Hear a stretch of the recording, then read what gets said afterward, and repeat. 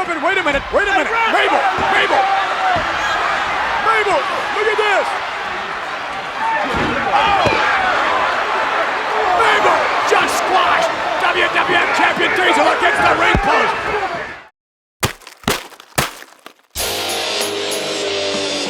Got my man, his name is Mo. Mo's in the ring and he wants you to know. Mo, yeah, ready to slam. Do it like this, he goes wham bam. All around the ring, beat drop kicking. He's like a bomb that's tock ticking. Do it like this, don't you all know? Step up to my main man, Mo. Yes, men on a mission. What's our name? Men on a mission. Hello and welcome to OSW Review, the old school wrestling video podcast, filmed in glorious Grapplevision and encoded with blast processing. We chronologically critique wrestling storylines, pay-per-view by pay-per-view. This is your boy, the first of your horror monster mates. It's the creature from the blue-haired lagoon, Jay Hunter. And to my left is the cobweb curmudgeon, OZ. And the hobo with a shotgun, V1. Yo, what's the crack? It is WWF In Your House 2, The Lumberjacks, and it's coming up right now. Welcome, Noggers! We days are here again. How you doing, V1? Not bad at all. It's good to be back, shitting around the table, having a chat, giving out about things. Good times. Excellent. And Ozzy? Yeah, looking forward to this one, Jay. You lie, but I appreciate that. They ask us, why are we doing this? October 20th, 2025, Sir Mo Bobby Horn sadly passed away, and we wanted to commemorate his career. And this is his final WWF pay-per-view match, tonight at In Your House 2. Brilliant. And you ask, why didn't you do this for Hogan? Well, we never stopped covering Hogan. We did, the entire Hulkamania era, 30 episodes. He just won't fuck off. Bash at the beach. You got Bash at the beach. Yeah, it's true. Well, let's get you up to speed. In Your House Retrospective. What is In Your House? Well, it's In Your House is the B pay-per-views in between the good ones. So Rumble, Mania, King of the Ring, Survivor Series, SummerSlam, as a direct response to WCW moving towards one pay-per-view a month. So 95, WCW had 10 pay-per-views. WWF are like, we have 5. So let's slot in 5 In Your Houses and make 10. A dark day. It genuinely was a dark day. There was no going back. Yeah, it was horrible. But as a positive, putting on 5 extra pay-per-views on in 95 brought in about 750,000 buys in 95. Well, that's no good to us, Jay. Yeah, fair enough. It's mid-95. How's WWF doing? Great. Don't let anyone else tell you different. If you're wondering how was WWF doing, their flagship show, Monday Night Raw, was live once every 4 weeks. Wow. So, yeah. That's how they justify those $25 payoffs, you know? What month is In Your House 2? That's July. July, okay. Just after Mabel won King of the Ring, right? Yeah. Very good. Yeah. Good times? Really dark times. And you're the biggest fan. I know, this is... Oh, wonderful. I was thinking, how are WWF doing? Hey, let's Dr. Nash. He can tell us how it's going. Starts in 1993. You can see with Hogan and what he drew that year, which was after. This is all profits, of course. 20 profit. Profits to the WWF at that time was 20 million. Bret Hart took over 17 million. Nash, as the Diesel character, well over $100 million. That's without my merchandise. Yeah, huge spike in profits. Huge spike. Right there. Huge spike. That's funny. I like that he can take the piss out of A himself. genuinely funny man. Yeah, and especially his graph makes no sense because it went to 0 profit. At this time, WWF did year ending, like the fiscal year in April. And so they're just coming off at like minus 5 million. Jeez. Rough times. So to save money, they would have a ton of cost-cutting measures. So just earlier in the month, they let go of about 25 office execs, like Jack Tunney, agent Tony Gurria, Lord Alfred Hayes, actually, he didn't want to take a pay cut, so he retired. Roster cuts like Dink, Barbarian, Afa, Captain Lou, Stephanie Weond. Ah, Baraka. Yeah, which is why Todd is alone tonight. And several lads who would be cut either before the pay-per-view or directly afterwards, like this is your last night kind of thing. Duke Drosy, Mantar, Heavenly Bodies, Techno Team 2000, IRS, Adam Bomb, and more, but we'll talk about it later. So, scary times ahead. As a positive... No, nothing. That's it. I would say, as a positive, looking at this card, I mean, it ain't bad. We got Bret, we got Taker, Sid still had a bit of mileage in him, HBK obviously, Diesel, Diesel? Double J, Owen. You know, it's not the depths of, you know, say the 97 Rumble. There's still a bit of star power there. Latin Lover. Yes. Latin lover. As a positive, tonight's In Your House 2 did phenomenally well on pay-per-view. 280,000 buys. It comfortably outdrew the Royal Rumble. Wow. Mo. It's the power of Mo. That's it. Yeah, that must be. All thanks to Mo. Yep. So let's start the show. And by that I mean... Sorry, Stephen. V1, have you got a little bit of a pre-show action for us? You can't go to a summer carnival for $14.95. Can't go to a movie, not if you want popcorn and a drink. But the World Wrestling Federation, the innovator in pay-per-view broadcasts. I have a little bit, because we had gotten to the point where they had just stopped unleashing Todd into the live crowd and going around and chatting to people. And we just had pre-recorded builds to matches with basically nothing really worth watching. However, he does open up with a rasper of a line. He calls In Your House 2 the greatest card ever assembled in WWF history. What a worker. It's not a bad card, It's actually not a bad card, to be fair to him. I think because you're already here and we're already recording, I can admit that I bamboozled you good. I know you did, because we'll get to that. Do you think I'm an idiot? It's the era of Silver Vision Coliseum exclusives. What version are we watching? I am watching the 2014 WWE Network 720p, 1 hour 55. OSC, you're watching the 2005 Tag Classics DVD, lovely 576p, which is 2 hours 26. Which is 1 hour 49 plus 37 minutes of extras, tapping the nose. And V1, the live version, a Vaseline smeared, hurting my eyes 360p, yeah. It was rough. Okay. Did the pre-show have Skip and Aldo Montoya? Nope. Ah, We didn't even get to see Skip beat Aldo Montoya in 4 minutes. unbelievable. Unbelievable.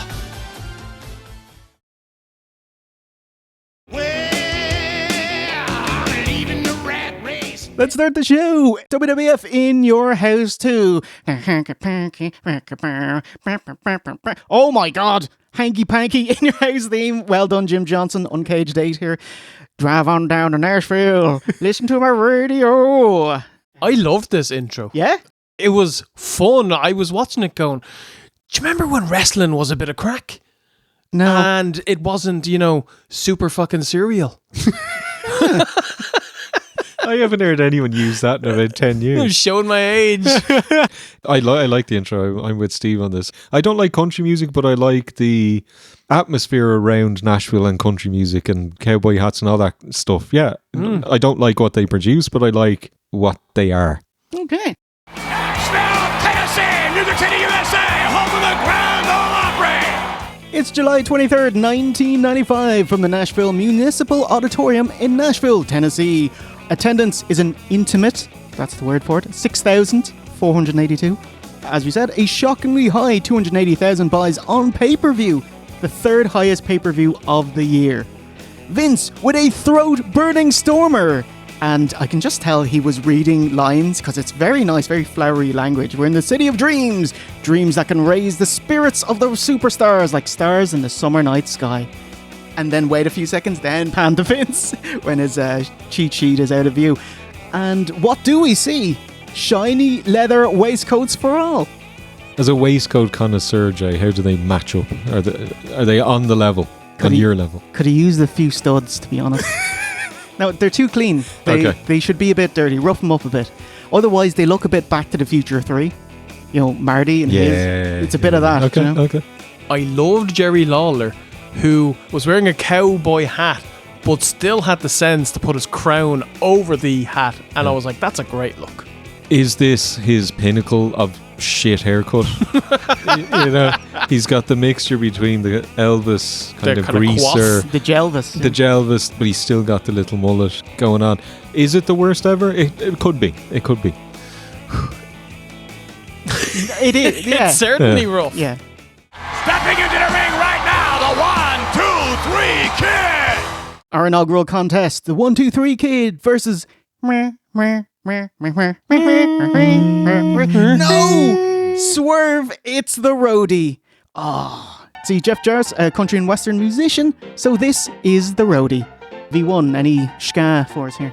There was a tiny little bit of build. There was a tag match a couple of months ago, and they showed some clips of it on the pre-show where Road Dogg did a jumping nothing from Bret's rope. And I seemed to land with like a headbutt to the side. And they claimed, it was like, the kid was injured. We haven't seen him for months.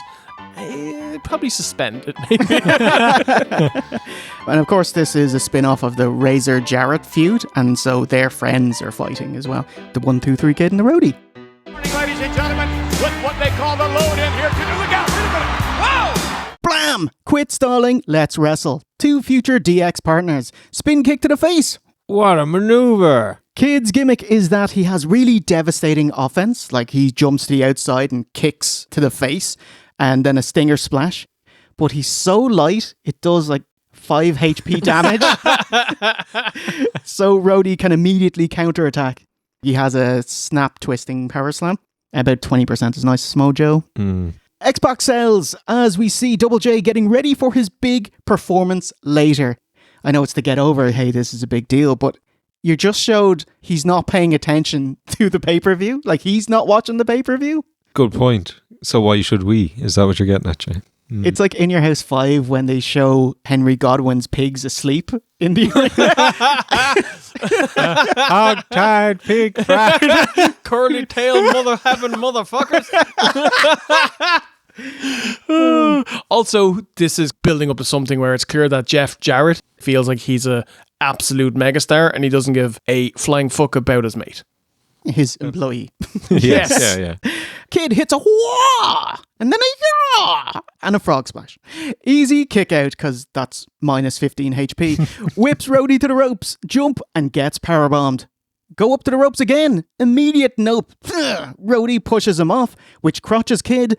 James gingerly scales Bret's rope, pulls him off, and hits a falling pile driver. A definitive 1, 2, 3. Driver from way up above, and hopefully the Kid's neck is on. That is it. No bumming, Jay. Sans bummage. Yeah, pre-bummage. Ultimately, that's the only reason to watch. Like, Road Dogg before the bell rings is amazing. Bumming is amazing. And that's it. Anything else you don't want to see. You know, he's not a great wrestler. But he's a great bummer. He's a fantastic bummer. But he's bloody entertaining, generally. And 1, 2, 3 Kid is a great wrestler. He's great fun. I really enjoyed this. I thought they worked really well together. I'm put off by the Roadie and then subsequently Road Dogg's tracksuit bottoms. And I know people wear all sorts to the ring, but I draw the line at something you wear on a cold winter's evening after getting home from work. That should be loungewear. That's not workwear. You shouldn't be able to take out the garbage. Yes. You know, in your attire, wrestling attire. Exactly. Okay. Exactly.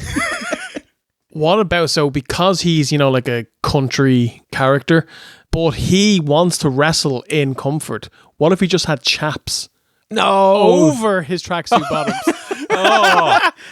That could work. Chapsuit bottoms. Fighting Sean for the worst attire. Put a belt on him now, lads. Did you enjoy this one? I'm with Steve. I actually thought that this match was pretty good. So I watched the 4 Raws in the build to this. So Sorry I'm to hear it. barely going to talk about it. There wasn't much to talk about.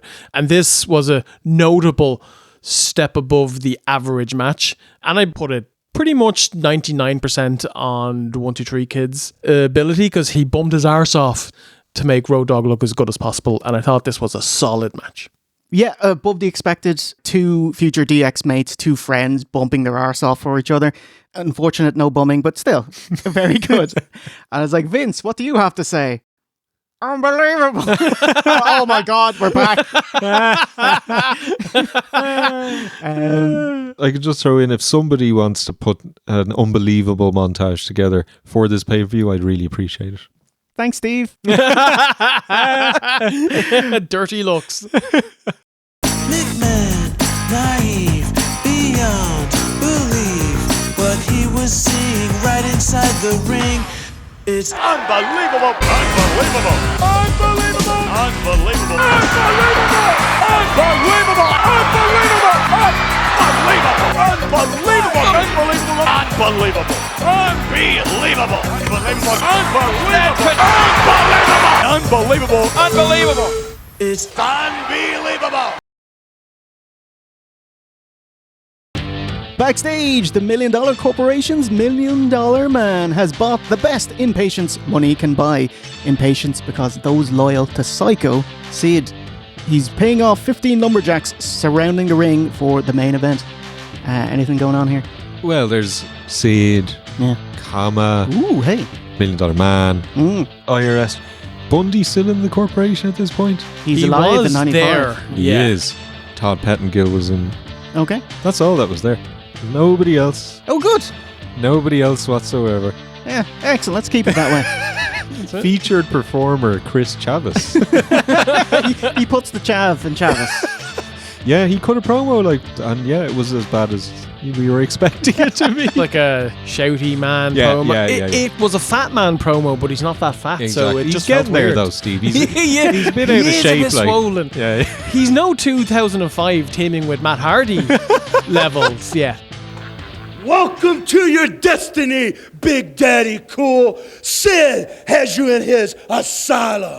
That's what happens to you tonight, Big Daddy, for you are in my asylum in your house. Barry the merch guy hawks the pay-per-view t-shirt. Oh my God, the absolute state of it.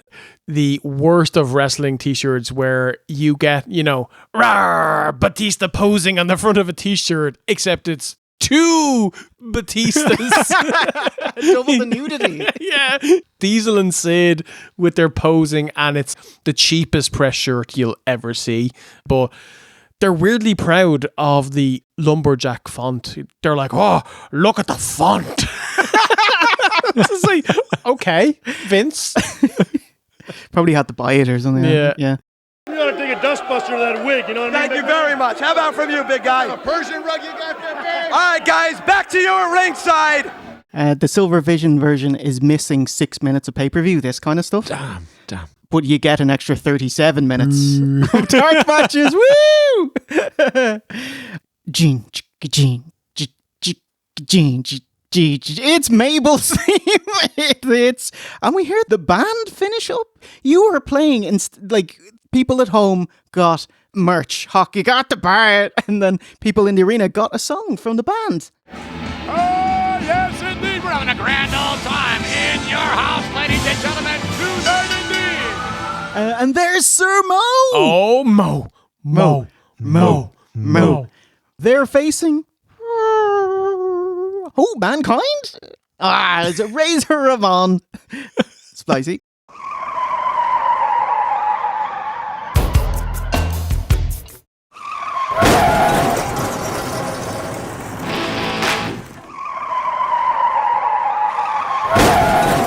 Against the combined, here we go. And Savio Vega, notably much smaller pop than What? Puerto Rico. The famous, the infamous Puerto Rico backlash pop Yeah. that proves that he was the main eventer. We always knew he was. Is that one? Yes, I noted that down, Jay. I love the bitterness. know. I love how often this has come up in OSW lore in the last couple of years. Yeah. Now, nothing to do with nostalgia, of course. Like fucking Savio Vega. Sorry. So it's an unbelievable size of all 568 pounds of King Mabel. backed up by a svelte 288 pounds, Sir Mo versus Savio and Razor. Steve, how'd this one come about? There's a bit of a shenanigans at King of the Ring. Yeah, there was a little bit of build at the pay-per-view last month where Mabel defeated Savio Vega in the final to become the King of the Ring, and then they had a bit of a beatdown after the match, and Razor ran out for the save, and he also got a bit battered. And then nothing on the 4 weeks of Raw, but we're still going to do this match. Okay, question. Ramon's got taped ribs? A legit rib injury. June 9th house show. Hey, oh, okay. And he's wearing more of a back brace as there's Velcro? It definitely feels like something you'd wear if your back is a bit cattywampus, yeah. And he whips it off and woo! It's like a girdle. Like. You should have Andy Millman. Just explodes. Your reputation precedes you, sir, and it is one that... Yeah, so he whips it off. I'm fine. Best foot forward. Kick off with Mo. With a heinous slap to the face. And a devastating arm wringer. Gracefully takes a fallaway slam. Graciously sells for Savio. Unselfishly lets Mabel have the spotlight. Which includes a Uranagi, a get-up blaster, get your damn hands up, and a wonderful Ionian nerve grip. Yes, immediately goes Magna. The claw! The Magna claw! Mo dips in with a double clothesline, a perfect suplex, not a perfect plex, and a self-assured lean back cover. Drop toe hold. Drop Mo hold. And big leg drop to the back of Savio's head. Mo scales the turnbuckle past Bret's rope. That's silly. Moonsault and misses. Moonsault. Allowing Savio to get the hot tag. Moonsault? Better than Lita's. Ooh, hey. Yes, agreed. Mo is more athletic Agreed. than Lita. I love splicing Lita botching it. It's like she forgets to flip over and she just and she hits you with the back of She does it at the last second, to be fair to her. But yeah, it's just a flop. Come on, tag out! Mo makes a move and no one did it! So Mo was in the ring, getting the heat on Savio. Hot tag to Razor. Bullshit. No one would believe that Razor would be able to batter Mo. Ridiculous. Men on a mission with cruel ambition. Mabel's turn to scale the turnbuckle. Gets power slammed off. 1, 2. That's not the finish. And there was this big mark in the crowd, this blonde kid who just like pumped his hand in joy. I had to stop cheering. I felt so bad for him. But what is the finish? A knee, a DDT, a belly to belly, a big one because it's Mabel. And the King of the Ring gets the win. And snap! Oh my goodness! A cover! 2 and... He got him, McMahon! The winners of the match. And there you have it. Look at the smile on the face. Bit of a bow, bit of a jive. Winners Mabel and Mo in 95. All right, Oscar. What do you think? This was way better than it had any right to be. I actually thought Mo was really good. And I actually think Mabel is okay in a tag team. And like later on, you know, with Midian, I think he was fine. He can't wrestle singles. I mean, that was proven at King of the Ring. It'll be proven again at SummerSlam. Throw him in there for the odd leg drop or splash. He does just fine. Mo carries the team. Yeah, I thought it was a bit of fun, actually. I enjoyed it. Pretty similar. I was expecting this to be bad. It was fine. It was simple. They did nothing that Mabel and Mo weren't capable of doing. They kept it simple. Beatdowns, clubs, punches, simple blows, simple heat. Savio Vega, we slag him, and rightfully so, because he was pushed beyond how over he was, but he's fine. He's a decent wrestler. What about the Caribbean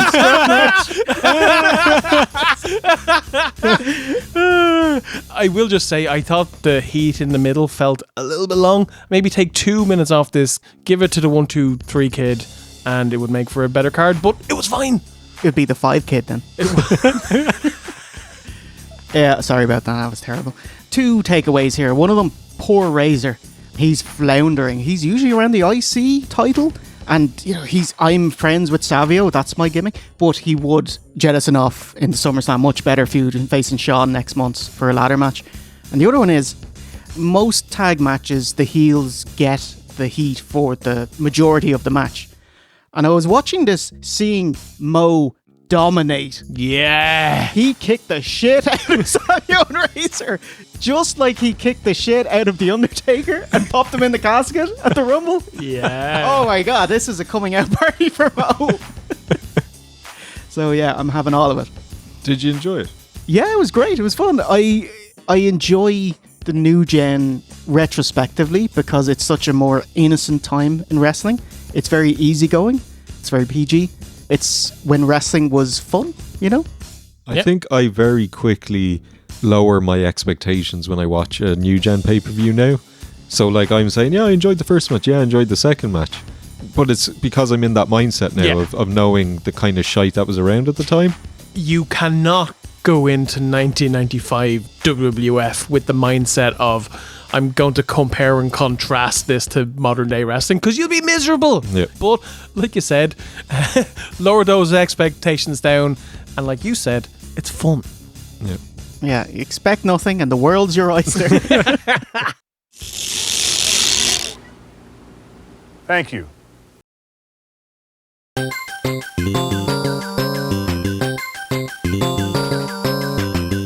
We're ready to cook a little bit. Look at this great equipment you guys have. Yeah, it's wonderful. We got Sabian cymbals. Look at the rolling keyboard over here. Big Al on the guitar. Harry's on the drums.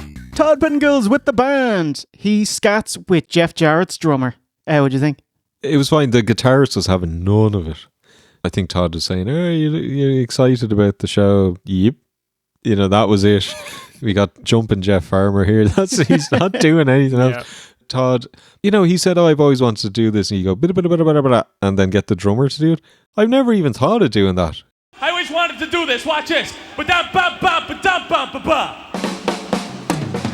Ba-da-ba-ba-ba-ba-da. I'm trying to think. I think you'll like it.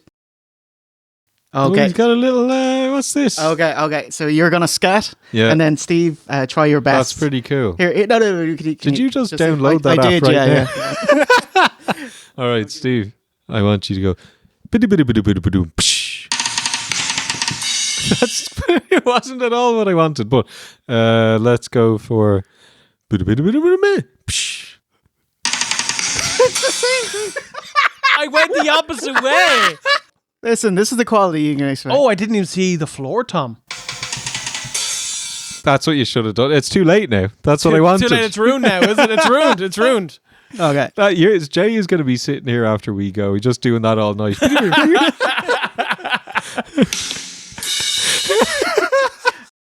But just give me a ba-dum-bum-bum-ba-bum.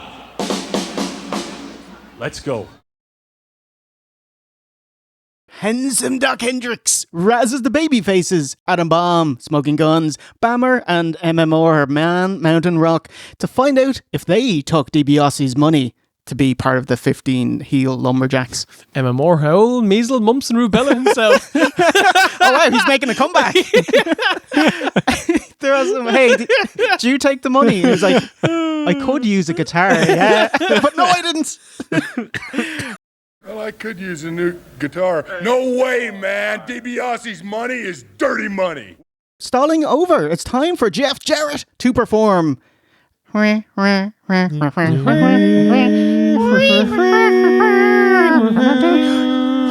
violin is new. The band are playing his music, his theme song. We'll actually listen to it for a sec. Double J, Jeff Jarrett. And again, ladies and gentlemen, you have to wonder whether or not there are any butterflies in the stomach of Double J, Jeff Jarrett. A lot of pressure.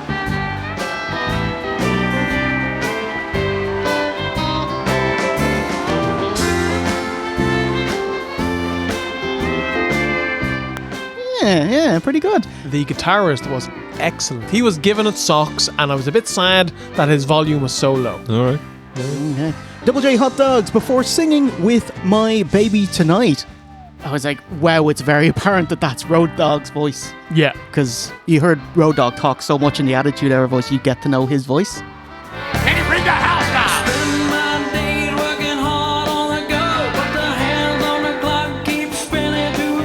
What do you think? Generally, it came across quite well because Jarrett, he did make it obvious, but he was kind of hiding his mouth. Like he turned sideways. Yeah. He'd have his kind of hand up to the top of the mic, and he only really gave it away when he just started to give it sucks. But Road Dogg is backstage singing regularly, so he can't see him emote, so he just sings it straight, equal energy. Do you know what I mean? Yeah, I'm with you. I thought Jarrett did a pretty good job. I've seen worse miming performances from actual bands on Top of the Pops back in the day. Yeah. I thought what gave it away is after they finish, Jarrett gets on the mic and it's like, oh, well, that's your voice. Do you know, it's completely different than Road Dogg's voice. Because the old Double J just proved that he was the world's greatest singer. Yeah, he's a great singer and this is a great song. There's no two ways about it. It's a banger of a tune, isn't it? It's a really fun song. I love at the end, Road Dogg just comes out from behind and knackered, sweating bullets.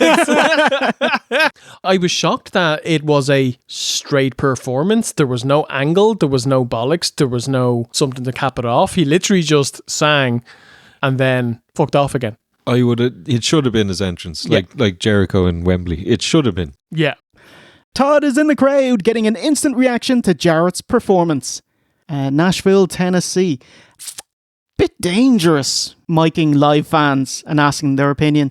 But is there not like a 10-second delay? Probably. In general, like... Also, different time. I don't think you had people desperate for their moment like you would in a social media, I want to go viral kind of setting like you do nowadays. Yeah. Yeah, I wouldn't trust the kind of frat party crowd of the Attitude Era either. No. I wouldn't trust them. But yeah, new gen, you can probably trust the crowd. It's mostly kids and their parents. Because, you know, if you go and ask them, hey, what'd you think of Jeff Jarrett? He can suck my pee! Yeah. Even if you bleep it, that's dead. He was okay. You did a pretty good job. What's the reviews here tonight? Man, he's a killer. You love him. Double J Jeff Jarrett? He stinks! What? I like him. What about you guys? You like it tonight? I thought he was pretty good.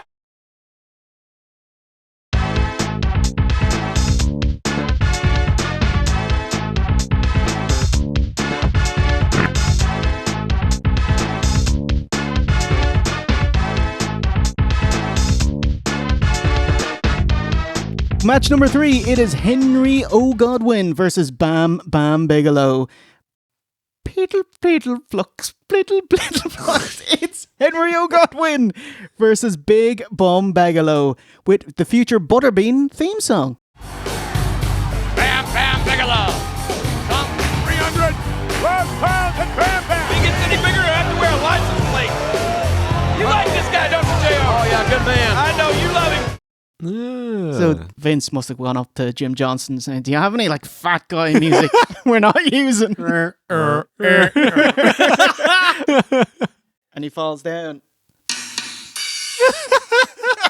That's now a permanent member of the OSW crew.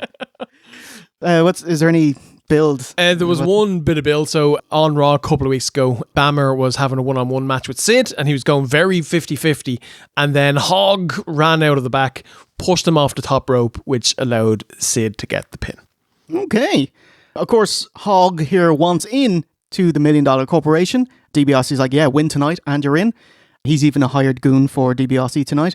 But spurned former member Bam Bam has pledged to take out all of the $1 Million Corporation.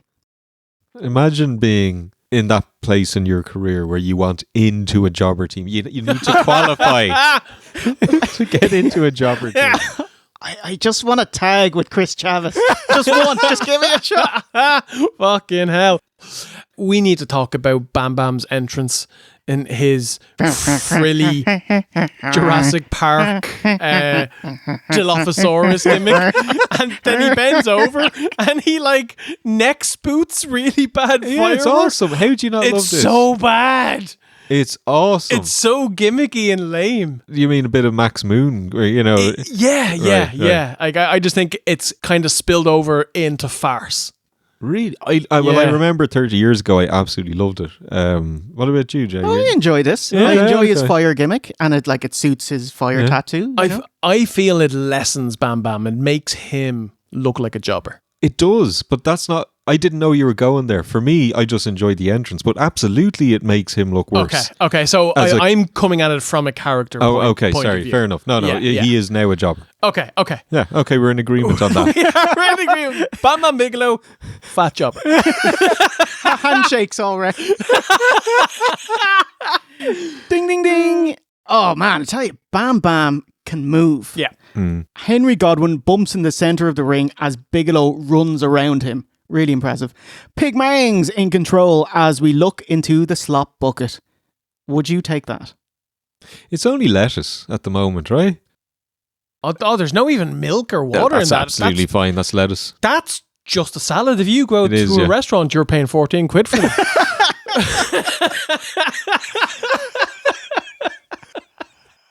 We know where Steve is eating tonight. You get yourself a free fucking dinner now, lads. Commiserations, Carolina. She'd love that. Bucket of fucking lettuce. She's a little Vegisaurus. So you just put a bit. Would you even wash it, or just there you go? Like, I mean, she likes the earth. Let's take it home. V1's favourite, the no move finish. Hogster misses a knee and Bammer pins him. My God. Fuck me. We're in there going like, I have to think hard to think of a worse finish on a pay-per-view. Like, in what world can you not just put Bammer over? This is the Hog Man, who's so low on the card he can't get into a jobber group. Yeah. And Bammer can't even beat him. He can't hit a move and win. Nikolai Volkov outranked. It is that level. Oh my God. Why don't you just let him do his move? Miss your knee or whatever. Hit a moonsault. And hit the, fall over and do headbutt or moonsault. Yeah. We're done. You don't even need the moonsault. Just roll out the fucking headbutt. And that was a pretty tough matchup, man. It was. He went down on that big hog leg. And then Hog is like, can I do my slop spot? No, I'm leaving. So he ends up slopping DiBiase in 2 weeks instead. Because obviously I'm not in the $1 Million Corporation, so I'll have to be a shit babyface. Poor old Bamster, man. Big man, he can go. He deserved better. Should have been showcased more, higher on the card. Jobber. Like, loser. Gimp. Geek is a little bit... Now I'm thinking of James Ellsworth. You know, I think... Oh, he's not quite there. No, he's not there. He main evented WrestleMania with LT a few months ago. And that was a joke, though. And he was promised a big push out of it if you job to LT. Yeah. And this is it. The Pigman. 95 WWF can't afford a spotlight for Bob Backlund.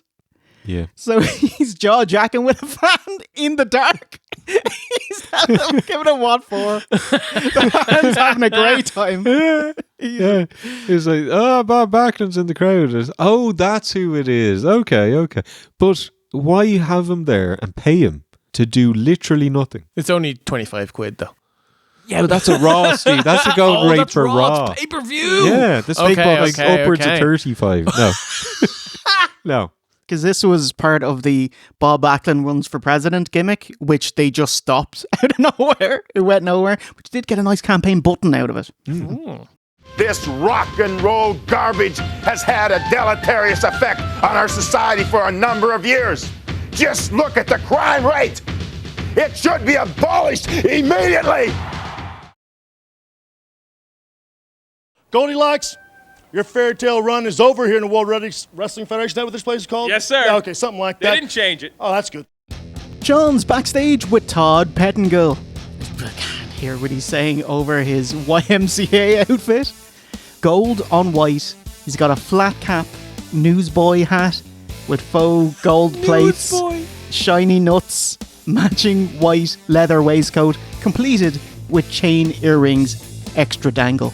It is very Blue Oyster. Yes, which is more heelish in the 90s, do you know what I mean? Perfect for Playgirl, no. Yeah. That was so funny. It was not till October 96, but he was like, oh shit, okay, I can pose for the female Playboy, so I'll Playgirl. And then afterwards he found out it's a gay magazine. Well, like, It wasn't marketed as a gay magazine, but it was probably purchased as a gay magazine. It turned into one. Yeah. Yeah. I don't know. In my head, I was like, why? Like, girls would want to look at pretty girls more than blokes with their Mickeys out, you know? Are they actually Mickey's out in this? There's no way Sean got his Mickey out. Oh, he didn't. I know. Yeah. I know he didn't. Scoured the pages. There were some errant staples that covered everything. Who knows what's going to happen, guys? Let's get back to you. All right, Todd, thank you very much. What about the prospects of Shawn Michaels taking the title? Oh my God. Like, I love you, Jeff. Fuck off.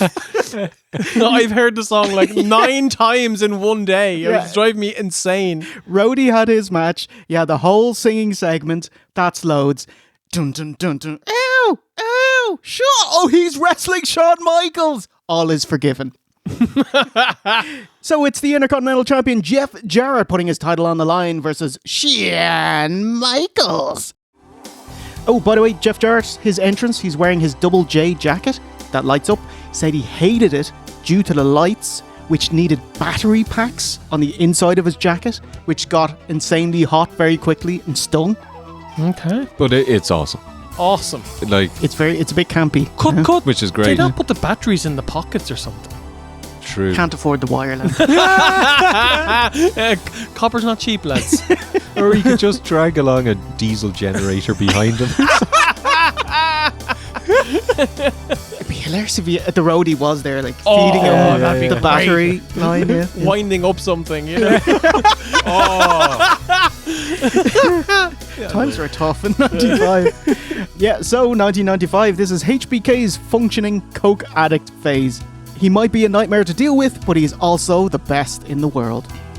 So, Shawn would be the favourite, but Jarrett is the champion, and we're in Jarrett's hometown of Nashville, Tennessee. May have been blown away by that response, Double J. Hot dogging the kickoff. HBK's signature lying down on the turnbuckle by Shawn. But when Jarrett wins an exchange, the same showboating by Double J. Jeff has world-class selling. Yeah. Just his facials. Like after a punch, he'll work the crowd with his clenched fist. Yeah, have you seen this? This is a successful punch. Gets poked in the eyes and he stumbles around. And when he counters an arm drag, for an instant, he goes, yeah! Before getting punched in the tummy and losing the exchange. OOC special. Wave away the match. Yes. Oh my God. Within the space of like 30 seconds, he just hits all of the OSW hits. But where did OSW get it from? Predominantly Jeff Jarrett. He was rife with this shit in 95. Yeah. Almost every match, I would say. Yeah. Waving away the match, walking backstage, referee is counting to 9, rolls in, rolls back out, tapping the tempo. You got it, Steve. Just you what got a it. worker. That's a worker. That's so clever. He just restarted the count. Yeah. And you can tell the ref has had enough of it because his counts are very fast. Yeah. Fabulous heel heat. Why? Because Shawn has his number. Roadie distraction, but Michaels effortlessly sidesteps Jarrett and dumps him over the top. Unbelievable. And Double J! Unbelievable!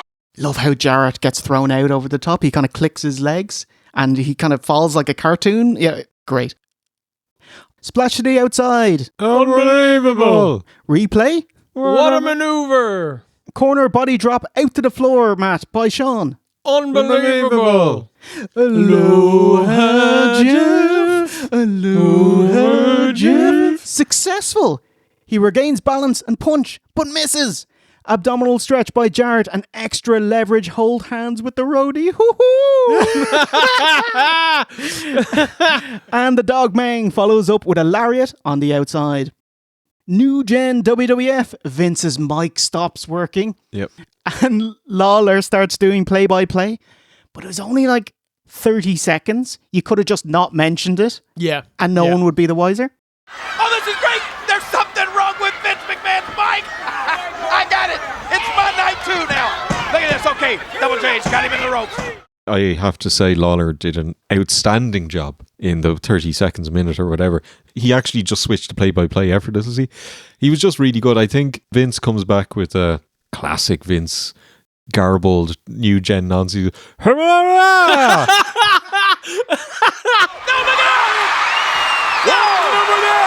What are you? Top rope splash reversal. Throw to the ropes and nothing planned. Look how quick Jarrett decides and enacts a crucifix sunset flip into an aloha Sean. Aloha Sean. Big standing drop kick. Unbelievable. Oh man, actually yeah, because the height he got on his drop kick, it was beautiful. He kicked Sean in the face. Awesome. Well done. Sean breaks out his old finisher, his back suplex. What a maneuver! Run the ropes, but flying forearm. Unbelievable momentum. Gorgeous macho elbow, middle of the ring. 1, 2, no! Unbelievable! He got him! No! He didn't get him, McMahon! Unbelievable. Jeff with a figure 4 leg lock. Countered. Figure 4 leg lock again. Kicked off for a ref bump, which allows sneaky Roadie to get in and hit a chop block. Big top rope cross body by Jarrett. 1, 2, no! Communication from the heels. Hey, you're doing the leg, yeah. Roadie expects to grab Sean's foot, but trips Jarrett instead, who runs into sweet chin music. 1, 2, and I'm just going, no! 3. What? Oh my goodness! 1, 2, yes! HBK is the 3-time Intercontinental Champion. What do you think, Ozzy? 2 of your favourites here. I was going to say 2 of the literal, and I'm not just talking about subjectively here, 2 of the literal best ever. Yep. Wrestling a really nice, solid, sometimes exciting match. How long was it? About 15 maybe? Oh, it's like 20 minutes. 20 minutes on the dot. It didn't feel it. I would have loved another 20 minutes. I would have loved to see this at a big pay-per-view. Maybe this would have been ideal for SummerSlam, actually. It would have been just beautiful. I know what happened at SummerSlam with Sean was great anyway, but I would have loved to see these two have a ladder match. They're just so smooth. They're so competent at everything they do, and it was a pleasure watching them. And loved it. Absolutely loved it. Okay. What do you think? Loved it. Thought this match was fantastic. Didn't have much of a build, but it didn't really need it, considering you had 2 of the prime workers. Obviously, Bret is probably the best, but out. Thank you. You're proud, Jay. But outside of that, there's no 2 better wrestlers in the WWF in 1995 than Jarrett and Sean, and they worked a compelling match filled with drama. Super awesome spots. Like Sean's bump to the outside was insane. No wonder his back was knackered 2 years later. Yeah, loved it. And I know we've been kind of leading the charge for Jarrett Love for the last 15 years, but like, you can't watch matches like this and not think he's phenomenal. He's so good. Everything he does. I think the problem is the gimmick. People can't look past the gimmick. And the fact that maybe he was pushed by his mates in 2000 and TNA pushed himself, you know? Yeah. But he's unbelievably great. Watching this, I was like, oh man, these 2 are so good together. And it's like, well, of course they are. It's Jeff Jarrett and Shawn Michaels. I just want to shout out Sean. He does a blind jumping, turning axe handle, and it doesn't get countered. It's like, wow. High work rate and little wrestling by both, because both have something to prove. Mid-carder Jeff Jarrett telling Vince he's more than just Double J, and Shawn Michaels showing the office why he should be going on last tonight. Belter of a bout. And I love Earl Hebner's mild pause for the 3rd count, so it's definitive. So it's 1, 2, 3. I was like, so it's a definitive 3. Awesome. How is that crow taste that Double J was talking about earlier on? How does it taste, huh? I don't know, McMahon. I still can't believe it. Superstar, if you don't believe me. Can't believe that. I can't believe the Roadie kicked out of that. I believe. But he just can't believe. I can't believe. I don't believe. And Double J can't believe it. Double J can't believe it. Can't believe it. You won't believe what just happened, Matt. You won't believe it. You will not believe the words coming out of their mouth. There is trouble in paradise. I can't believe it. I can't believe it. Can't believe it. You're unbelievable. Apparently there's something going on back in the locker room. Doc Hendricks has it. Doc, are you there? Vinnie Mac, you won't believe what just happened, Matt. I was standing here, and Double J came back, and he was mad, and then the Roadie came back. Throw to Doc Hendricks doing his best Eugene impression. Oh my God, you can't believe what's going on. You won't believe what's happening. It's unbelievable what's happening. Oh my God. I was like, oh my God. I could not understand a word he said. He was completely manic. He's saying that there was a big post-match fracas between the Roadie and Jarrett. Someone hit someone. There's some kind of scandal backstage, which is actually true. Huge ska, Jarrett and Roadie quit the WWF immediately after their match. They were supposed to do an in-ring scuffle, you cost me the bout, and all that bollocks, and set the seeds for a SummerSlam match between the two. But instead, they packed up their shit and left the arena and left the WWF. They were pissed about being split up. The Jarrett lip sync angle was to set the seeds for that. And also Jarrett was angry over his Double J character and where it was headed. And I was like, yeah, fair enough. And the Roadie was leaving too out of loyalty to Jeff. They are both from well-respected families, the Jarrett family and the Armstrongs. So they always have options outside the WWF. So they, yeah, I'm fine to leave and sure we'll work it out down the line. Turns out Road Dogg failed a drugs test at the pay-per-view, so he's going anyway. But he would find his way to Smoky Mountain in 6 weeks, which also have a working deal with the WWF, so obviously you're going to be back. Jeff Jarrett, they held him to his contract and ended up just paying him to sit at home until they worked it out, and he'd be back in time for December in Your House 5, which we've covered. So he got paid to sit at home between, what was this, July and December. Good man, Jeff. This is like the Tony Khan wrestling gimmick where, you know, you're Miro or you're Aleister Black and you just go, I don't want a job. I'm not happy here. And then Tony's like, you go home and you think about what you did and I will continue to pay you. That'll teach him. That'll teach him, won't it?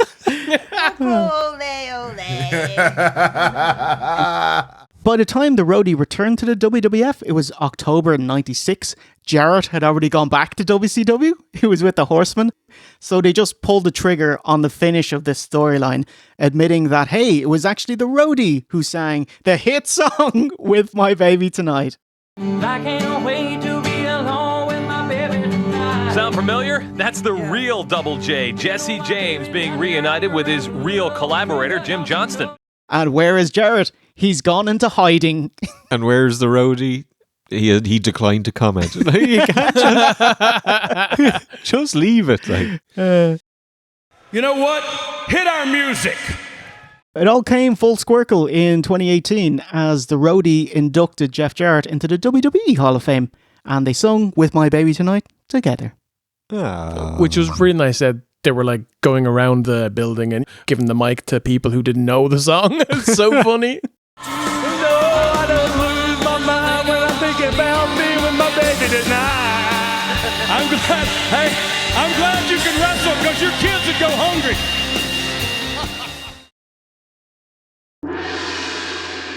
Camp Cornette's Owen and Yoko, the tag team champions, and they are defending against the Allied Powers, Lex and Bully. On 518 pounds, Lex Luger and the British Bulldog, they are the Allied Powers! Allied Powers are out first. Man, it really helps that both flags are red, white and blue, so they can have a nice jacket there. Oh, how did you feel about their theme mashup? Amazing. You know I love a mashup, Jay. And well, it's a big, break the wall down, I can't escape. Yeah, bit of that. The worst time on every tag partner the Big Show's life. Come on!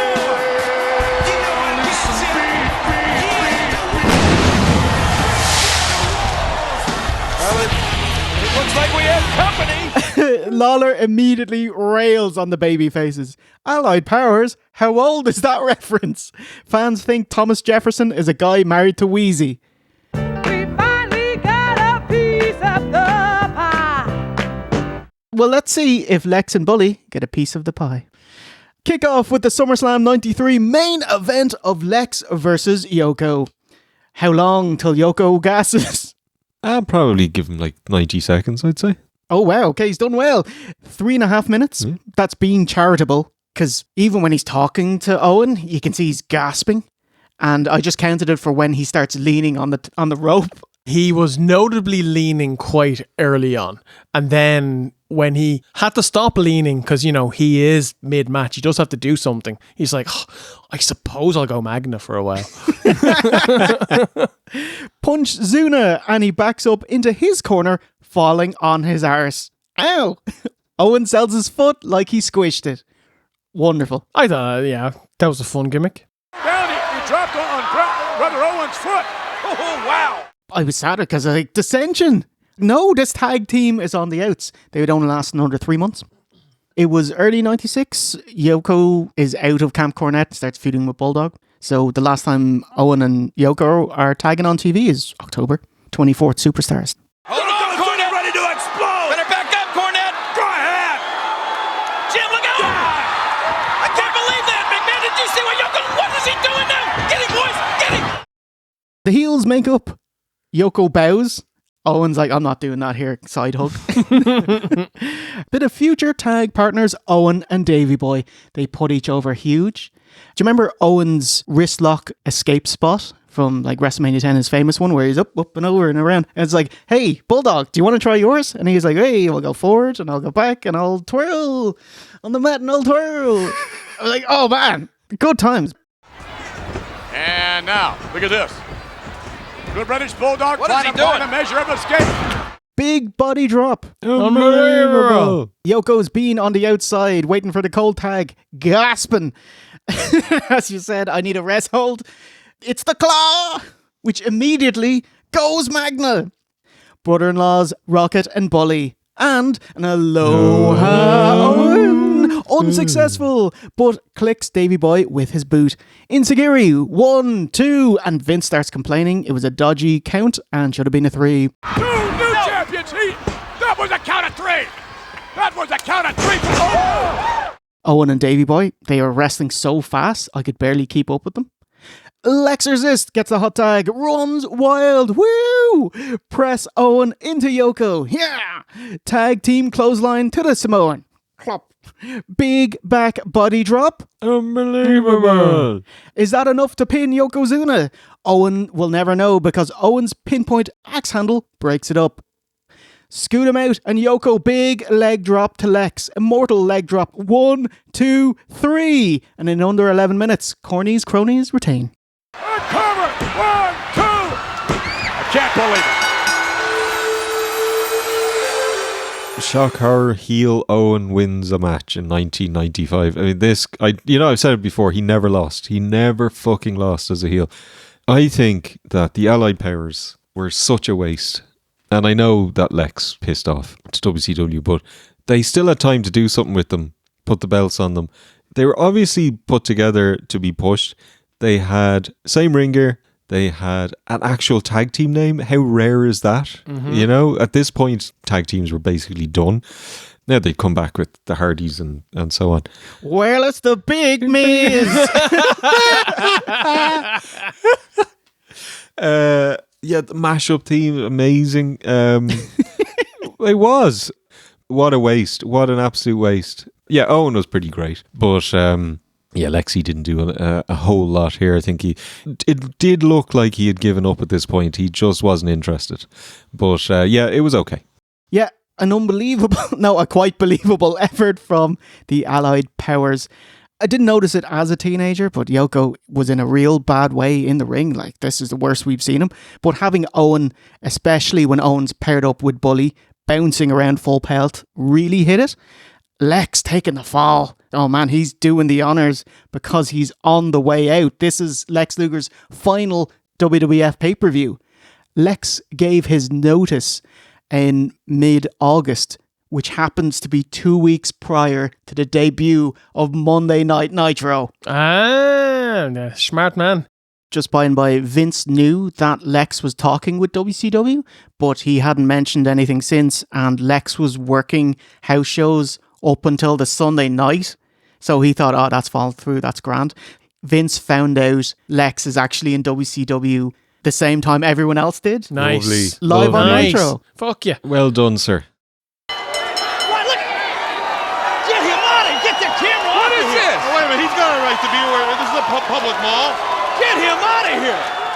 I mean, look, he knew that he had hit his absolute ceiling in WWF. Vince, confidence is gone in him. He wasn't ever going to be pushed. Like, he wasn't even getting pushed in a tag team. And they should have won these belts here because the Owen and Yoko team, they felt old to me. Going back and watching, Yoko was rough because he can do nothing. Lex did nothing. I thought this match was shit, lads. It wasn't as bad as Bammer and Hog, but considering who was in it, there's parity because I was disappointed. Oh. Yeah.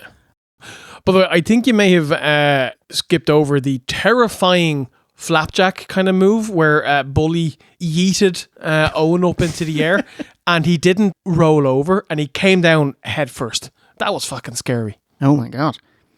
Not as scary as the WWF hotline. What a segue.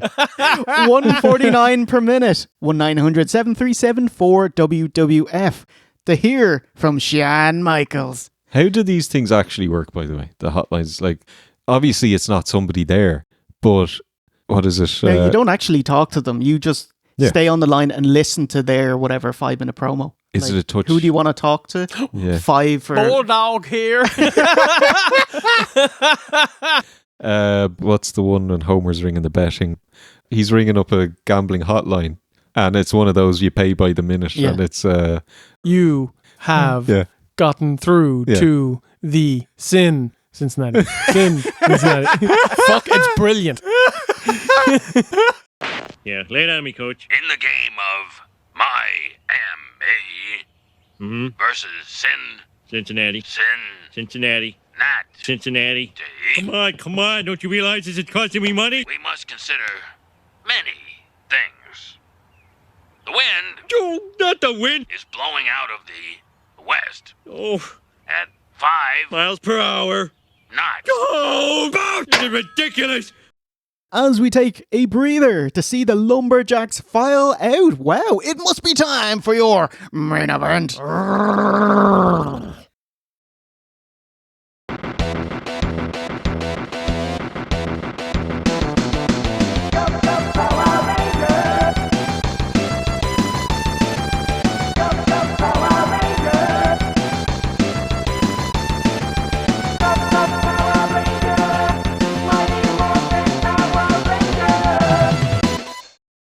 It's your main event.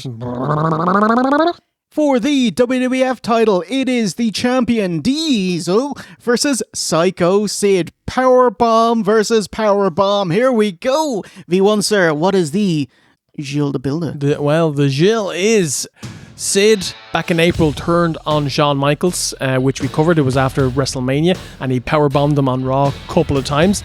Diesel ran out for the save, which then built up to Diesel versus Sid at In Your House 1, which was ruined by the great Jay's favourite Chris Chavis Tatanka.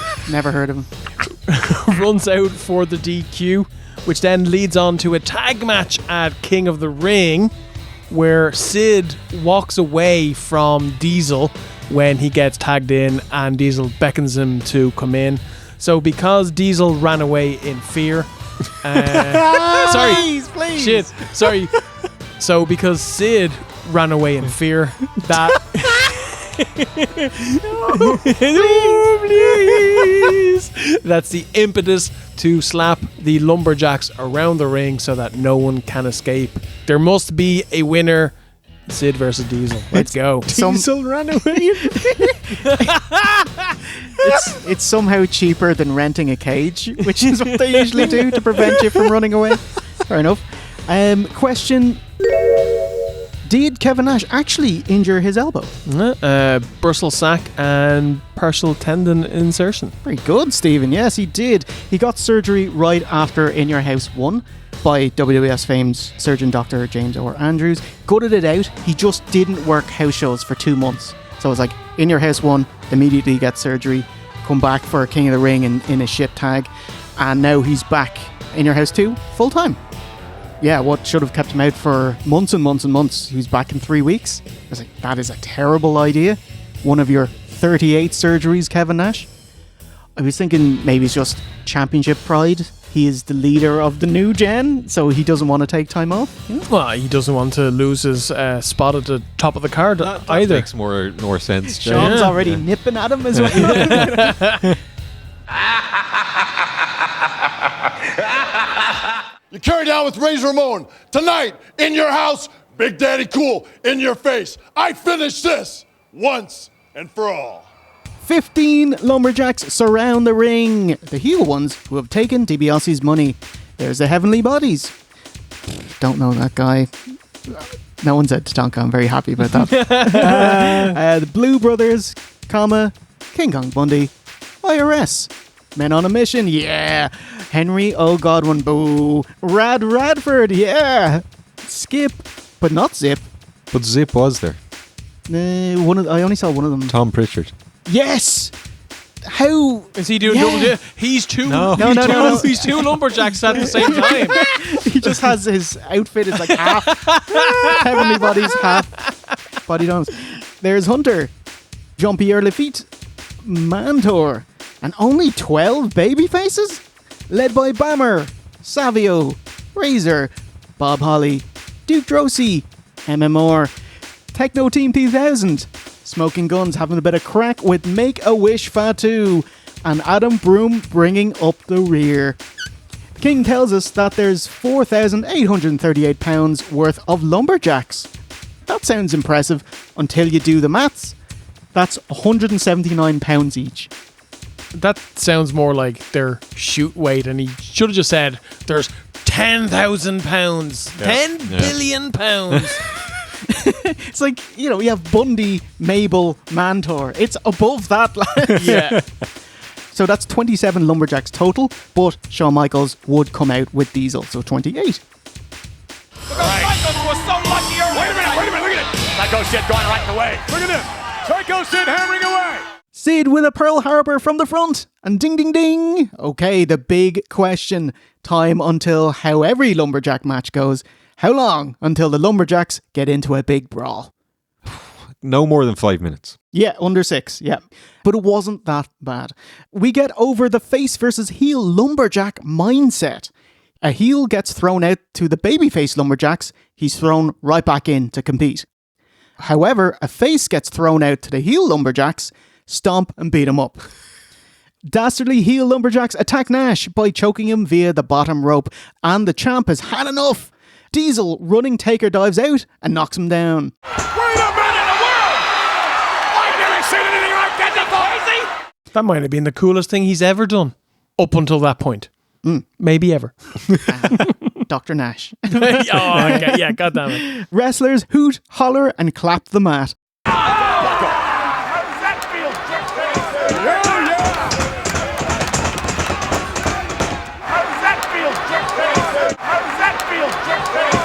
Sid versus Nash is a side story. Your attention is always on the lumberjacks.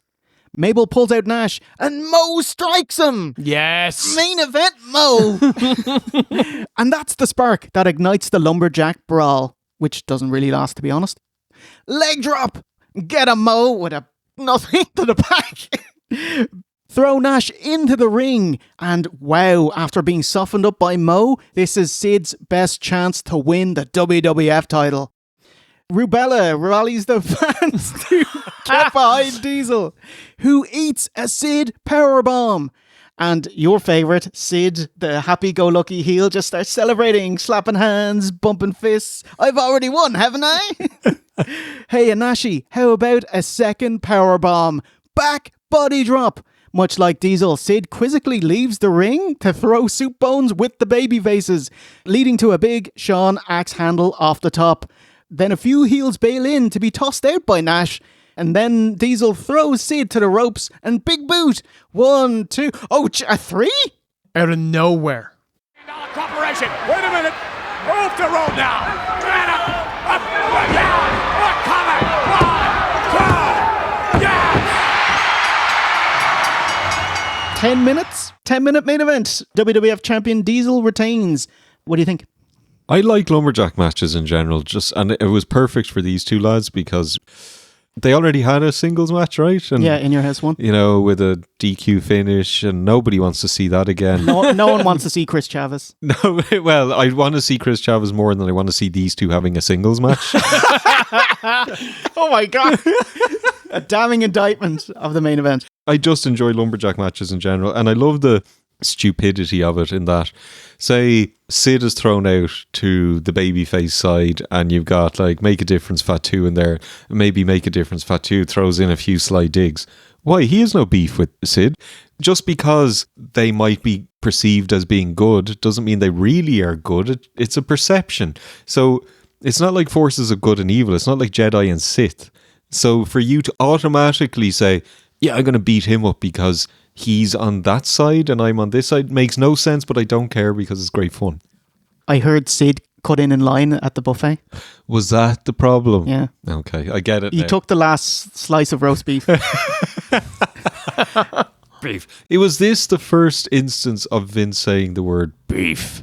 Oh, he loved it. I marked out to it, by the way. I What did was he like, say? yes, there's a lot of beef outside. I was like, yes, Vince, there is. That was a big thing for Lex Luger. 100% prime A grade beef for Lex. Somebody runs a finger along him and licks it. Hey there, big boy. But yeah, I really enjoyed it because it was a lumberjack match. But now these two are not very good, but great fun though. I would say that obviously Nash is still injured, so let's get through this match in the shortest amount of time that isn't embarrassing, and let's have a big diversion of all the wrestlers around the ring, so you're not really paying attention for them. And hey, anything could happen. Look at all these combustible elements. And it's like, it's shite, lad. And to cap it all off, it's a lumberjack match. None of you wore the lumberjack shirt. The It's an Blue integral- Brothers were pretty close. They're like the cowboy lads, right? Yeah. Was that the original point of a lumberjack match, that you're supposed to wear a particular shirt? Yeah, you have the shirts. When? Yeah. When was this? This is like, SmackDown versus Raw, and you have the shirts. that's lumberjacks, you have the shirts, lads. And why? Who invented a lumberjack match, and why did they make it a lumberjack match? Johnny Appleseed. And because he didn't want the job clean either. Brawl to the back. Okay, gotcha. Despite the whole point being that you can't brawl to the back. Yeah. Because lumberjacks will keep you in the ring. Yeah. Do you like this one? My expectations were rock bottom going into this because it's Diesel and it's Sid and it's a heavily gimmicked match. But I felt that they were doing something every second of the match. It was never boring. I thought it was a fun match. Was it a good match? Fuck no. But it was entertaining. Okay. Question. This match had a finish with Diesel didn't get the powerbomb, and that was very noticeable. Shocking. Has Diesel hit the powerbomb on Sid before? He did at In Your House. In your heist. In your heist. In Your House?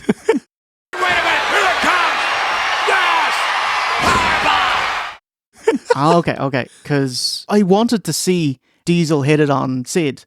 Did we get it in WCW? We did once. It was December of 1999. It was the Go Home Nitro for the Powerbomb match at Starrcade 99. This coming Sunday could be mano a mano. Starrcade 99, Russo penned Powerbomb match. So if you were Vince Russo being his Russoist, how would you book the finish of a Powerbomb match? A DQ. Even better. Yeah. Okay, Sid's laid out. Nash just goes to the ref. Hey, I powerbombed him. And the ref said, oh, okay. Ding, ding, ding. Yeah. Russo, you Yeah. you absolute prick. He's telling the referee he powerbombed him. Well, that didn't happen. Russo, you did it again. The goodies celebrate in ring as Mo menacingly looks on. Closing shot. So it's a close up on Nash's face, and then it's like someone's looking for a fist bump from him. He's like, "Fuck off! I'm ending the pay-per-view with a smile." And curtain down. In your house. We're in your house tonight. Ooh, welcome to the aftermath. What did you think of the pay-per-view overall? I thought this pay-per-view was shockingly good. When you're going in to watch a WWF in the doldrums of the new gen, in like the middle of 1995, you're expecting garbage wrestling, garbage characters, garbage booking, just garbage everything. And what we got was a shockingly modern feeling show with some good wrestling from the 1-2-3 Kid. Roadie looked decent, fantastic Jarrett and Shawn match. I enjoyed this show and I went in expecting to hate it and was nicely surprised with how good it was. Total agreement, Tootle agreement, Steve. When you can watch a pay-per-view less than 2 hours, you know things are good. The eating is good, Jay. When you go down through the card, you remember that actually things weren't so bad maybe in 95. Maybe they'll tail off a bit towards the end, but right now, things ain't so bad. They got some star power. They got some people who can wrestle. The storylines aren't good. That's for sure. There ain't nothing here. I can't think of any story. They're very memorable, don't get me wrong, and at the time I was invested in them, but looking back, there was nothing worth noting. But yeah, I enjoyed it. Okay. Yes, In Your House was fun. Just not for the reasons WWF were presenting. Lots of stalling in between bouts, hawking merch, superstar line, Jarrett singing, multiple roadie segments. It was odd because they have more wrestlers, but only 6 bouts. But Sean Jarrett is a must-watch, and the matches in general are very fast-paced. And a 1 hour 55, what a clip. Get in. However, the audience got a bit more, and by audience, I mean Steve.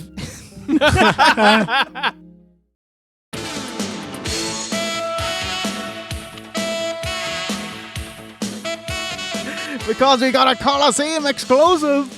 Right after the pay-per-view, 2 bouts were recorded for a compilation tape, WWF Terminators, which is insanely hard to find. Have a look on eBay, $800.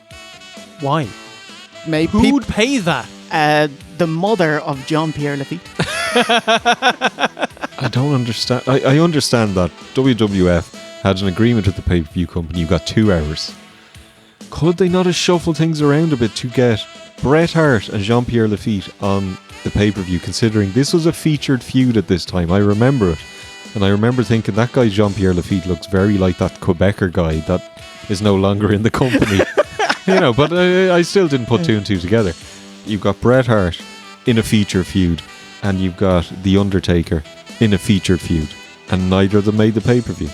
Is there nothing that could have been bumped for these 2 major stars?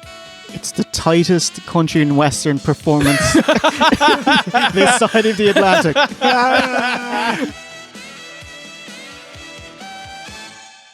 If Jean-Pierre Lafitte is defeated here on Coliseum, he will never forget this moment. So match opens up Bret Hart with some nice arm drags, working over the arm.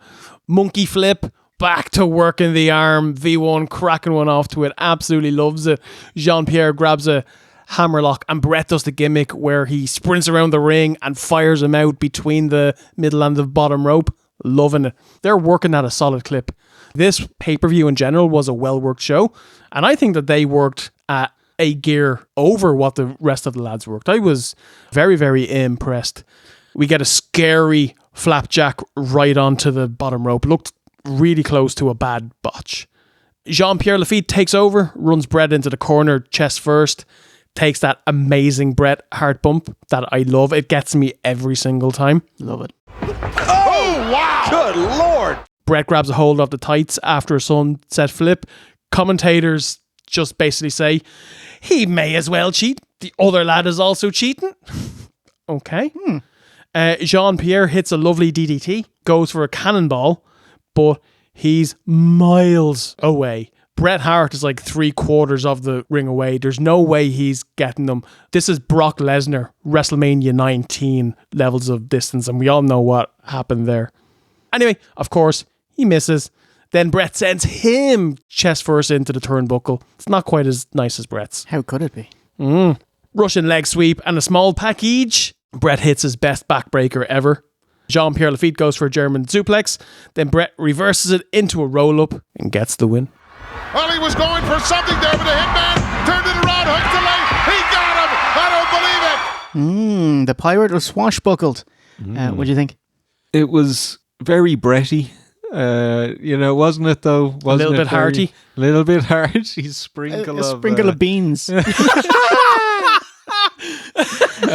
There was no danger. This was like Bret's era of, Bret, you're not in the main event, but you're really good, and we're going to get you to kind of wrestle with some new guys or new characters and put them on the map. You had Jean-Pierre Lafitte, Isaac Yankum, Hakushi. Now, Hakushi was great. But, Bless you. But even when I was a mark at the time, there was no risk of Bret losing any of these matches. Pure classic 5 out of 10, 95 Bret Hart match. Which is a 9 for everyone else, by the way. Go on. And by the way, at the time, like, PCO was such a brilliantly athletic big man. He's really good. He was, and I loved him in the Quebecers as well. I just think this was a shit gimmick.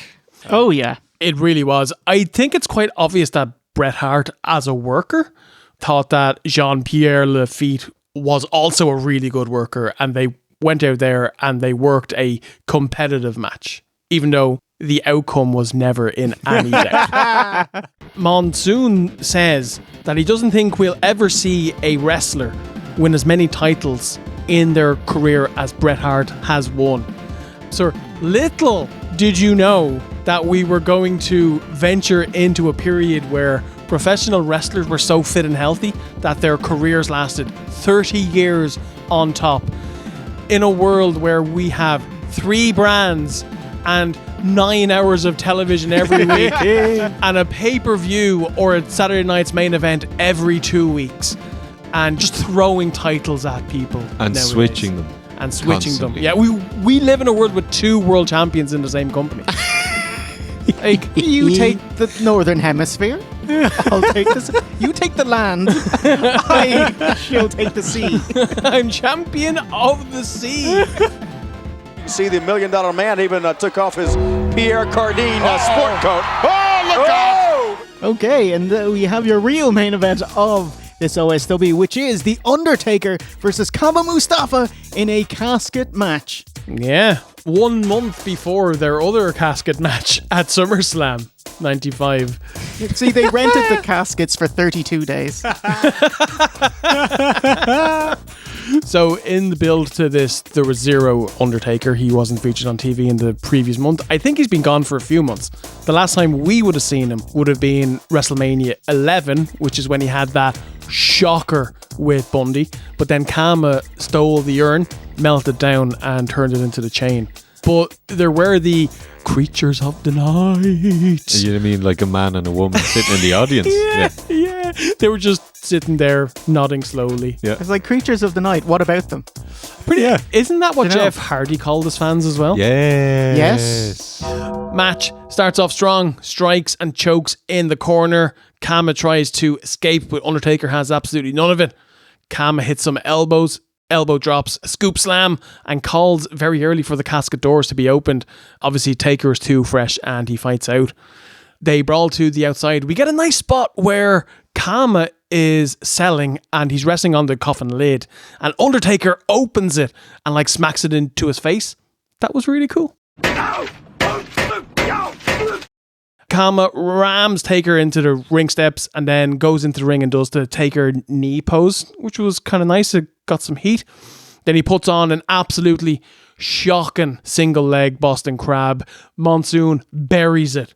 He's just going, he's not even sitting back on it. That wouldn't even hurt.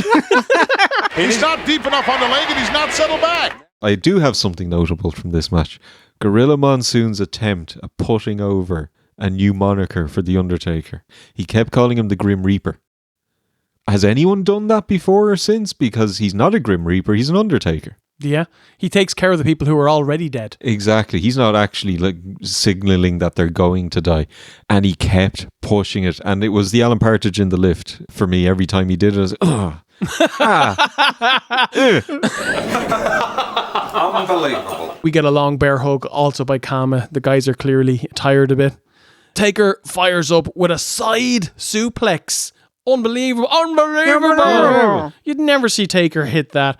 Kama fires back with a pile driver, gets Taker to the casket, but Taker sits up, chokes, gets out, big stinger splash in the corner, and then a double down spot. dub spot, if you will. The lads get up, Taker sits up, big boot, rolls Kama into the casket, pulls down the lid, and we are done. 14 minutes. He's got him stuffed in there. Can he shut the lid? Yes. Holy smokes, it's over. What did you think, Steve? You know, the more I see The Undertaker, the less I want to see The Undertaker. I have reached, I reached my limit a few years ago. Jay's now taken to cutting out Undertaker entrances on pay-per-views just so I'll watch the fucking match. And you talk, review those entrances. And so you put it back in the OSW. I am so sick of this man. Mark Calloway, as a person, I just hate him. I don't hate him. He seems like a nice guy, but I just don't want to ever see him again. And he's gonna do this horrible podcast with his wife now. And this was the same old shit. And it might not be his fault, but try a leg, do something, do anything more than, you lazy bastard, you just lie in the ring. You just, half the time, you're just lying in the ring. And I can't do it, man. No, I'm out. I will not watch another Undertaker. Well, I will, but I won't enjoy. I never did in the first place, but I don't know what to say. You won't, but I will. But I won't enjoy it. I'll moan. is what I'm getting at. Gotta see a video in your house. It's a trip. That sound, actually, from how you described it, sounded quite nice, actually. No shit. No. Ook is completely right. This match was dog shit. They did nothing. They had every advantage in the world. Taker was gone for ages. He was coming back. They had a strong gimmick match, and they just fumbled everything. It was shit. It's a shame that Kama didn't have Mo to back him up.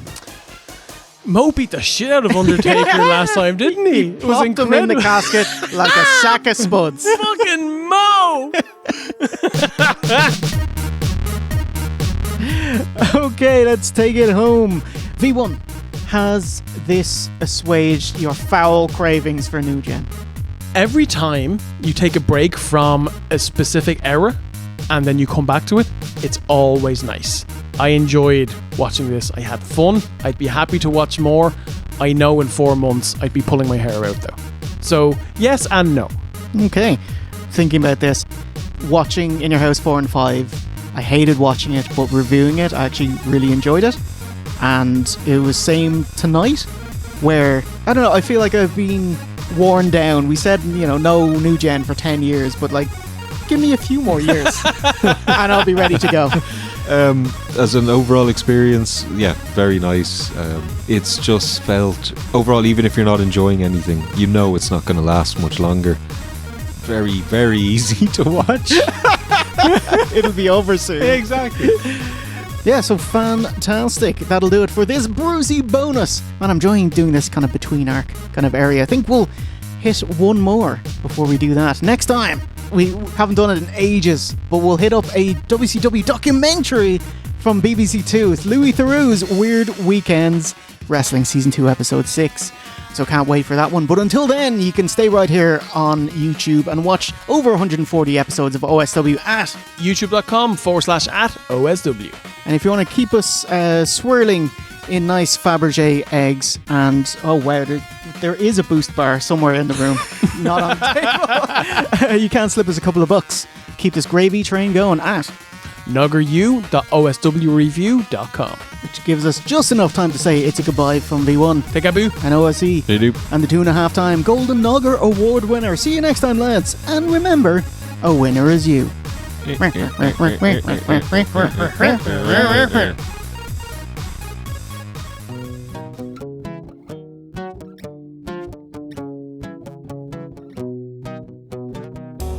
Okay, to close out the OSW, I just have one final piece of business for you, OC. Another day. Oop. Another dollar. Another dollar makes $2. Oop. Because we have dual OSW tattoo. No oh my way. God. By Derek and Winnie. Yes, a couple's tattoo. Ooh. At How to Lose at Video Games. What do you see here? So beautiful. I mean, I'm actually aware of this thing, the Spider-Man pointing at you. I don't know what it means, but I've seen the picture of Spider-Man pointing at each And other. his imposter, yeah. Yeah. So was that in a comic at some point? Oh, it was a still from the Spider-Man cartoon of the 60s? That man's an imposter. That man is the imposter. And then this is our SummerSlam 94 OSW artwork by Carl Jenkins. He drew this for us.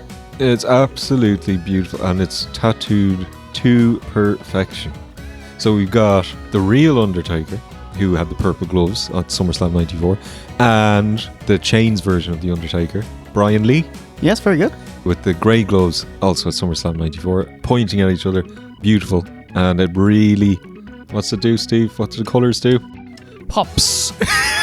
Gorgeous. It's very nice. It's a very fun meme, and the fact that we have our own version of the meme, which has now become people's tattoos, that's really, really cool. Good job. Okay. Good job.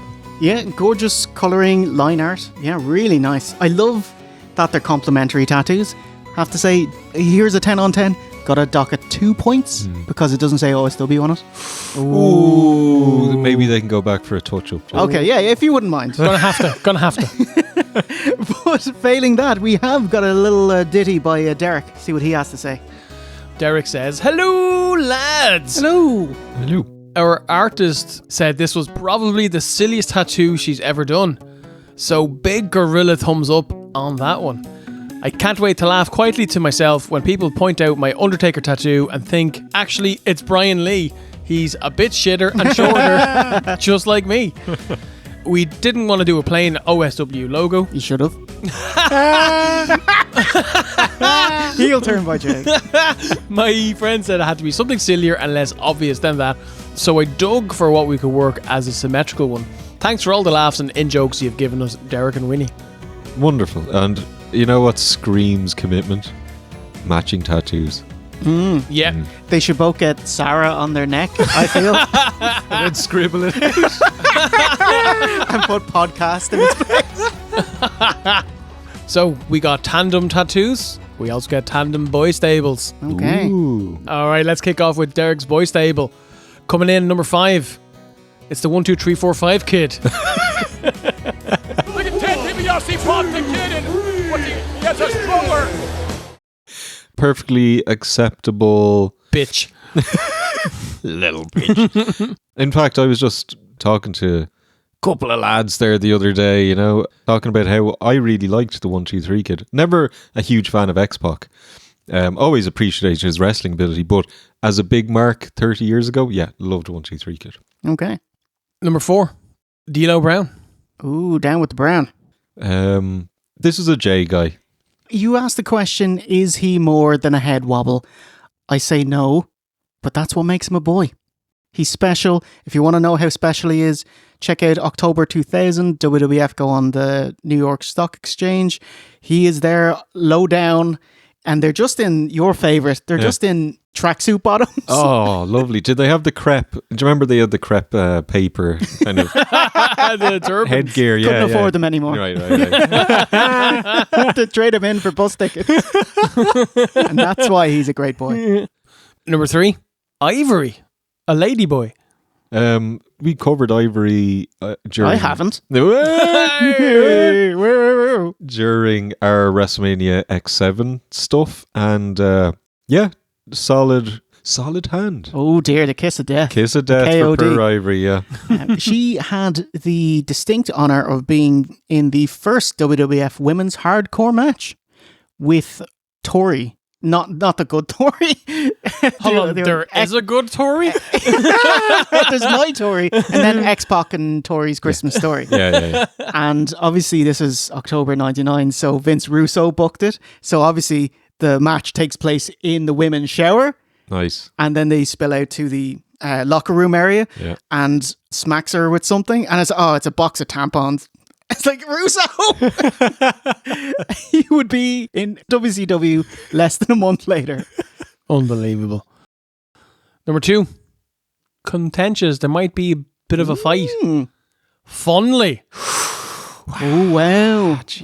Steve, what are your thoughts? I mean, he's quite possibly the all-time greatest boy that anyone could ever ask for.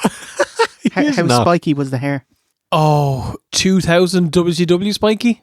But for you, your 2006 SmackDown Finley is your boy. That is my Finley. Let's say Derek doesn't specify which Finley. You can have WCW Finley. You can have Pedo Tash Finley. Yes. Although I kind of want him as well. I don't want to share my favorite boy. All right. And Derek's bottom boy coming in number 1. Banging it. Scotty too hottie. Ooh, the pride of CYN himself. Yeah, I never cared for him. I know Jay's high on Christopher. Yes. Obviously, he had his place and he broke up a card nicely. But yeah, once I saw the Worm I saw it a million times. I'm so impressed with the Worm, just because obviously it's a rip-off of the People's Elbow, but it was so fucking over. Yep. Insane. Here it comes! Does it make a difference if I want to? You can close your eyes. All right. Let's jump right over into Winnie Roo's boy stable. Number 5, Brooks Jensen. NXT wrestler, son of B squared.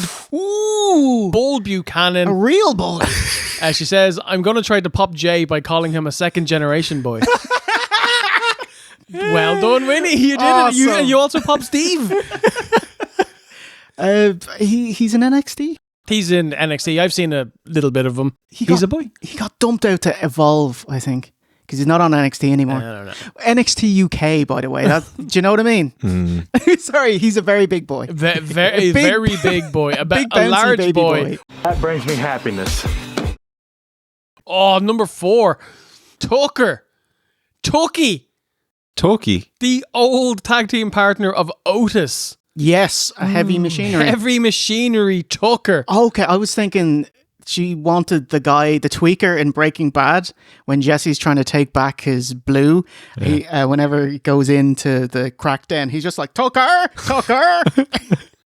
Tucker needs to learn to keep his damn mouth shut. Tucker! I'd like to know why he would be a boy. You know, what's he offering? There was a time. Soup. There was a time when they broke up Heavy Machinery. Right. Otis got to continue on in his onesie, and they gave Tucker the Cali pants. Ooh, hey. Ooh. Okay. Yeah. The Cali pants of death. Yeah. I hope it's the same pants and they're really big on him. Fucking swimming. Number 3, Jake something. TNA guy. Yes. Is a boy. It's true. I think Bobby Lashley was big on him. He got him a job in TNA. Okay. But I don't watch TNA, although I did watch 2025's Bound for Glory. Fucking dog shit. It was an abysmal pay-per-view. I didn't expect that.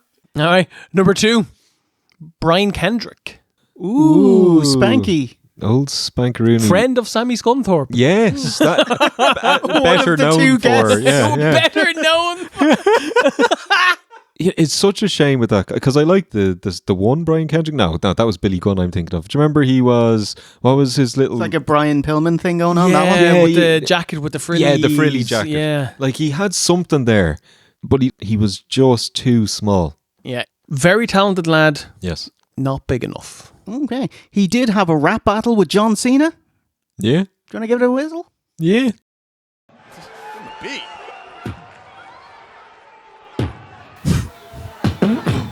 I remember watching this at the time, man. All right. Hell is going on? Yeah. Woohoo! Yo, John Cena, your match at Backlash might have put you on the map. What you telling these people? It ain't nothing but crap. You must be blind, dog. I bet you can't see this clock, but they ain't seen it, and I've seen it. You got beat by Brock. Whoa, dog. But now I'm gonna show you what I'm all about. But I need all my homies here to help me out. Come on and wave your hands in the air. Come on, Everybody, Taz. wave your hands in the air. I don't like waving. Wave your hands you've stopped being able to rap, I take it. Hands in the air. Jesus. It was going all right there.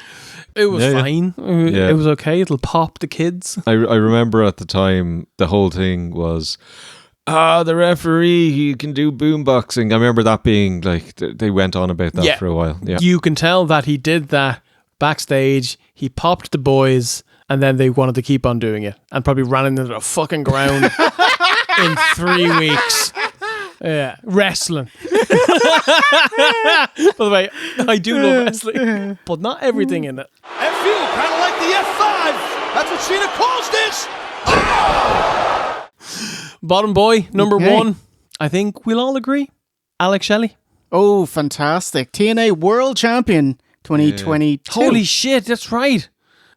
Absolutely. He qualifies technically as a boy, but he's goddamn well respected. He's just on the edge of being a boy. Just not by the office, do you know what I mean? Yeah. But wrestling fans do. Yes. Yeah. I mean, some of the most fun things he did was like kind of pre-guns was him and Nashi back when he was doing like Dr. Nash and they were doing the Paparazzi Championship Series. It was so much fun. Yeah, wonderful. Like, you snuck in that boy there. You shouldn't be able to have him, but he is. Wonderful. So, perfect boy. Let's say pre-Motor City Machine Guns, Alex Shelley, absolute top tier boy. Yes, absolutely. Because this is Madagascar. Japan, Mexico, they got nothing on Madagascar. Oh, man. What? Are they sitting on the floor? That's right, because chairs are luxury over there. And there we go. That is the end of Derek and Winnie's Boy Stables. Thanks very much, Derek and Winnie. Awesome tattoo. And yeah, by the way, sub to How to Lose at Video Games. Hey! Oh, well done, Stephen. Yeah, thanks so much. That's a whopper tattoo. Beautiful. Yeah. Well done, Derek. Get that logo, guys, though, you know. Hold on. I was going to do a thing. Yeah, go on. Yeah. Well done, Derek. And Winnie was there too.